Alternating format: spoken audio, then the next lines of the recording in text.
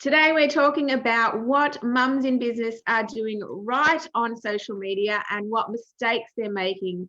Welcome to the Visibility Show. I am your host, Melissa Groom, and I'm joined today with my very special guest, Chantal Gerardy, who's an online business strategist. Hello, Chantal. Hello. So great to have you here. I know you've helped so many business owners. You've got so many great reviews and success stories to share with us. So let's start first with what are some of your tips to succeed on social media, and then we can talk about some mistakes that common mistakes that you see businesses making, and then share a couple of success stories of people that you've worked with. Yeah, thanks so much, Melissa. When you first said that, I was like, oh my gosh, have we got all day? Because there's so much to talk about. But for me, just like yourself, I'm incredibly passionate about helping business owners and mums and businesses be successful on social media, because so many of them just don't have the marketing budget to be able to outsource it to someone else. You know, you constantly hear about just outsource it, but some of us are just not quite ready for that just yet. And what I personally believe is that you have to have a strategy. One of my favorite S words is strategy. And if you do not have a strategy and you just go out and spit onto social media, you're not going to get a result. So many people. I heard it's called spray and pray. Yeah, I call it spitting. And they're just hoping that something's just going to work. So, for me, it was when I first started out, that's exactly what I did. So I completely get it. I know people are doing it.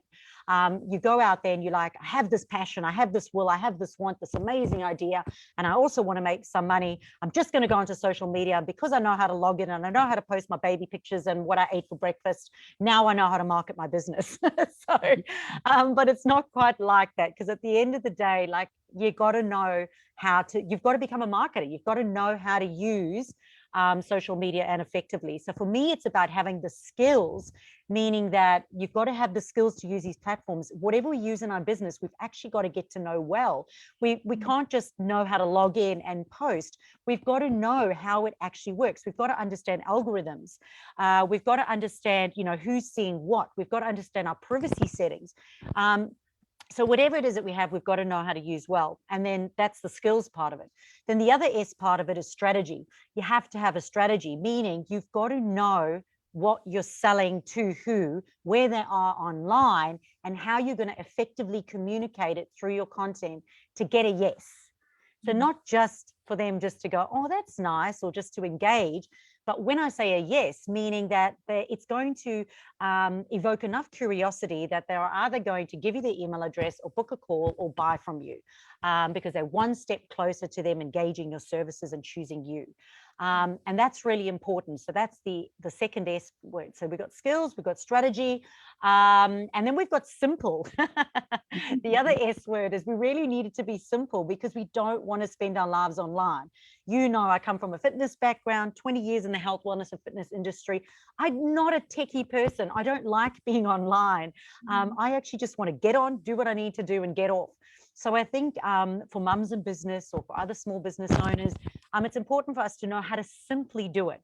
We don't need to do what everyone else is doing. Just because everyone else has a public group or private group and they've got 10 pages and, 5 this and 7 that's and whatever, we need to know what's simply going to work for us.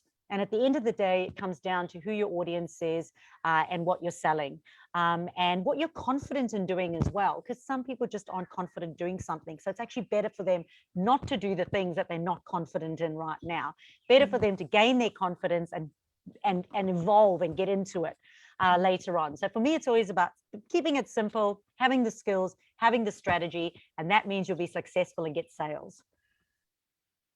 Very good. Very good. So what's your advice to a mum just starting out in business? Because I saw someone just post in a group this morning going, look, I'm posting online, but I'm not getting any likes. I'm not getting any engagement. What am I doing wrong? Like, what's your advice to them?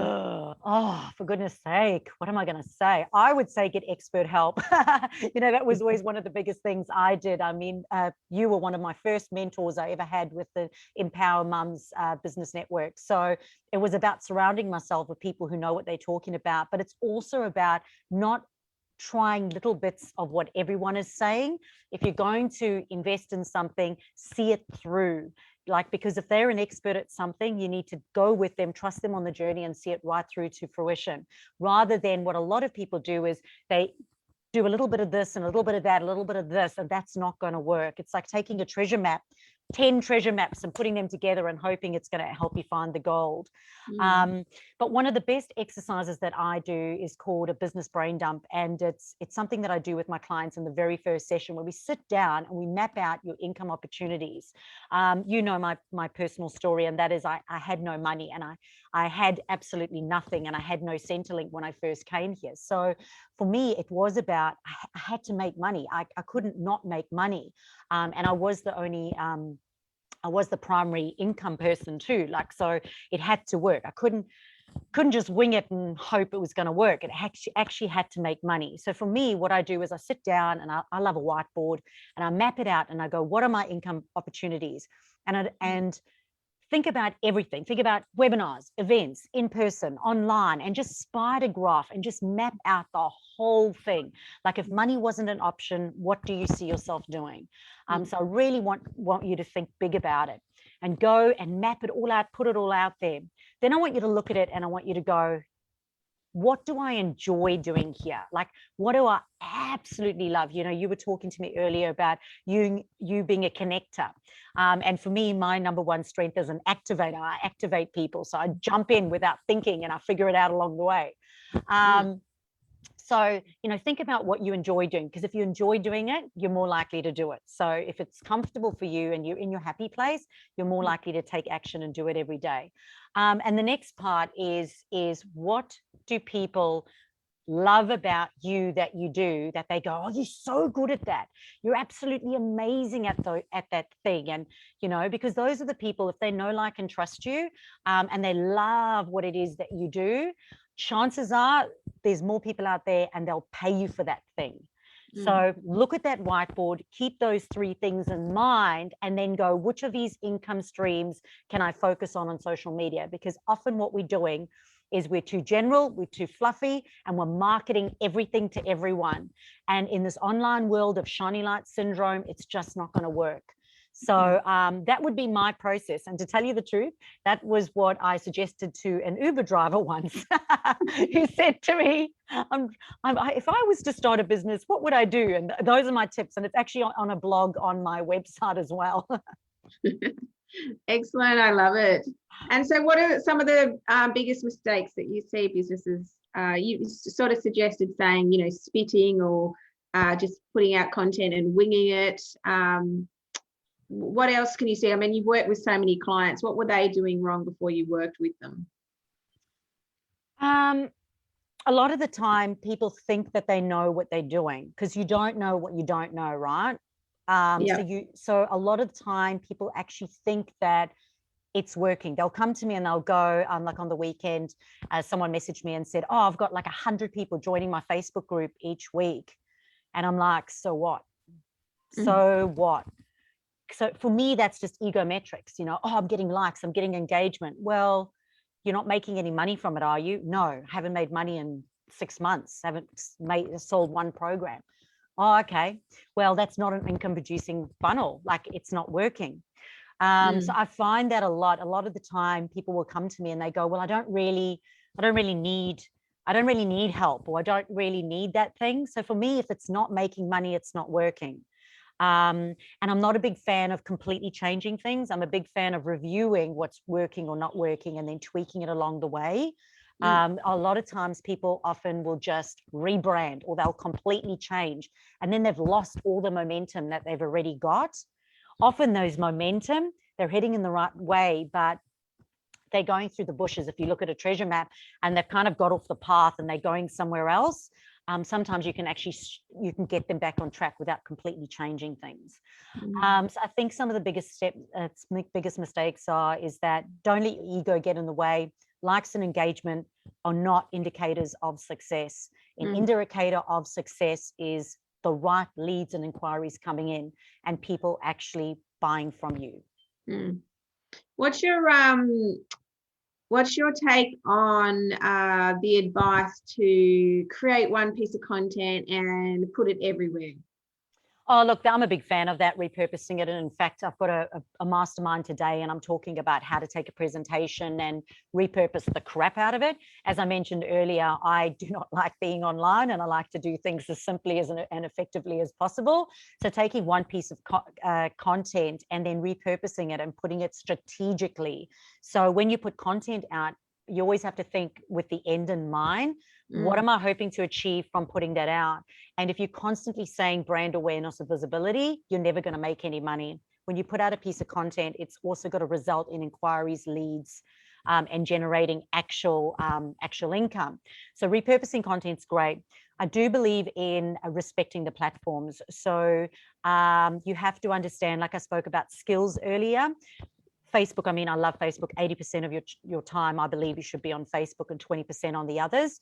You can take that content and then respectfully put it on Facebook in the right places with a strategy.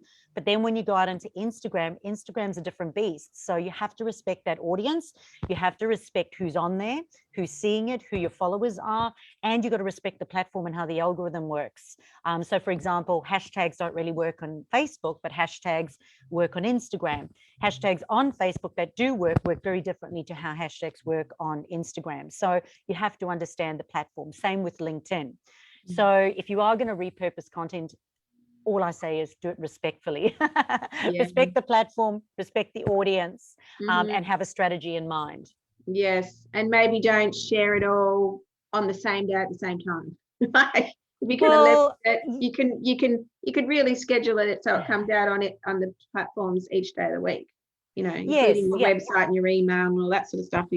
And the only way you're going to know, like the only way you're going to be able to test and measure to see whether or not it's actually beneficial is to review. So one of my favorite R words is on a Friday, I've got a massive review session. I review everything from the previous week. We review every single insight from every single platform, and it doesn't actually take too long because you get really used to it. Again, have the skills to do it. I go through and I have a look and I make sure that things are going up or down. And when they do, I ask myself, why have they gone up? Why have they gone down? And what can I do next week? What can I try? Because the definition of insanity is doing the same thing again and again and expecting a different result. And unfortunately, many business owners are in that hamster wheel, getting up, doing the same thing again and again, going, oh, I'm doing it consistently, so at some point it's going to work. Well, if it hasn't, we normally do 4 to 6 weeks, and in 4 to 6 weeks, if that strategy is not working, we tweak it. We look at where it is not working. What is the part where it's kind of not not getting there, and then we'll mix it up. Yeah, it's great that you do a review every week. That's awesome. It's like having your sales meeting or a team meeting every week. You're having that with your team. So share it with us, some success stories that you've had. I'm sure you've got some that are top of mind. Yeah, I'm probably going to talk about Natalie and Car, and they two sisters. They've been in the business for the last year. They're probably making about $5,000 a year with what they were doing. They're very active on social media, but they wanted to scale and take their business to the new level. And they came to me and they said, right, how do we do this and how do we do it properly? So I said to them, well, firstly, how quickly do you need to make money? It's always like yesterday. So I'm like, cool. So I was lucky enough, we had a look, and they did actually have a database that was warm, which is really important. So whilst we're setting up their website and whilst we're setting up their Facebook page, in fact, the website and the Facebook page were unpublished for the first 6 weeks. We actually were able to generate them, working together with them. I mean, these sisters, though, they really worked hard. But in 1 week, they made what they made in a year. So they made $5,000 worth of sales in the first week by just following the strategy that we had. That's awesome. Which was really super cool. So I was really super proud of them. And at the moment now, they're kind of slowing down and going, well, hold on, we've got to get the website and Facebook. But it was really cool to sort of achieve that without actually having those 2 pages done. I'm working with. Can I ask you, was that without paid Facebook ads? No ads. I don't do any advertising at all. So in my own business, I don't do ads.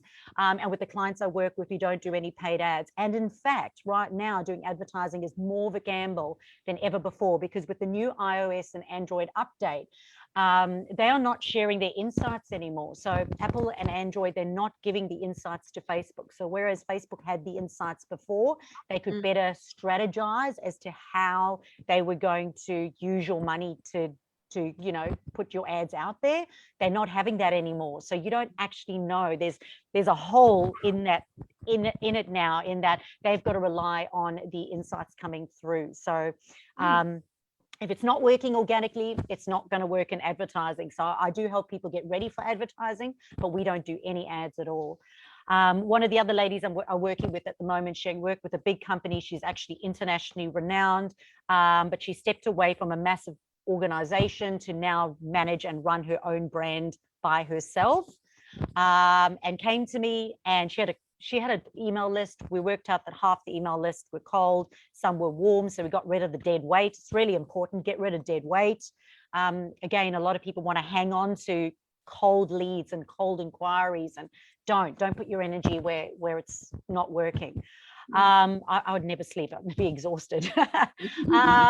And then, so we put together, and I think it's probably been about 4 weeks now as well. And she's actually had to delay her last couple one-on-one appointments because she's actually got too many inquiries coming through. So we've actually had to put team in place for her now so that she can go and automate it. So it's very different. The two that I've used, kind of had an online presence beforehand, so they were able to change direction, rebrand, and take their tribe of people that know, like, and trust them along with them.